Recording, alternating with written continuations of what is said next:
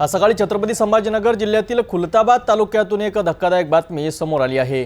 भरधाव वेगात असलेल्या क्रेटा कारने दोन पादचाऱ्यांना चिरडल्याने दोघांचा जागीच मृत्यू झालाय। या घटनेमुळे परिसरात एकच खळबळ उडाली आहे। हा अपघात नेमका कसा घडला आणि त्यानंतर काय घडामोडी झाल्या पाहूया या सविस्तर रिपोर्टमध्ये। सकाळी 7 ते 7:30च्या दरम्यान छत्रपती संभाजीनगर खुलताबाद रस्त्यावरील नंद्राबाद येथे हा भीषण अपघात झालाय।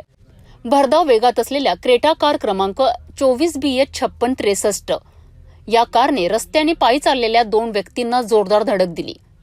या अपघातात अशोक यादवराव घुसडे आणि ज्ञानेश्वर राधाकृष्ण जाधव या दोघांचा दुर्दैवी मृत्यू झालाय।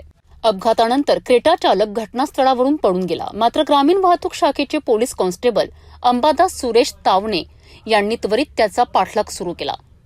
म्हैसमाड रोडवरील जरबक्ष उर्स मैदानात त्यांनी आरोपी चालकाला त्याच्या पत्नीसह थांबवून ताब्यात घेतलं।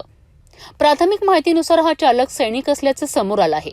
रक्ताने माखलेली ही क्रेटा कार खुलताबाद पोलीस ठाण्यात जमा करण्यात आली आहे।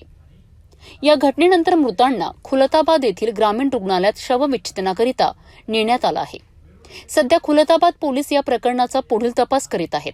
पायी जाणाऱ्या दोन व्यक्तींचा क्रेटा कारच्या धडकेमुळे दुर्दैवी अंत झाला आहे। पोलिसांनी वेळीच केलेल्या कामगिरीमुळे आरोपी चालकाला पकडण्यात यश आलं। या घटनेनंतर परिसरात हळहळ व्यक्त होत आहे। अशाच आणखी बातम्यांसाठी पाहत रहा सिटी न्यूज।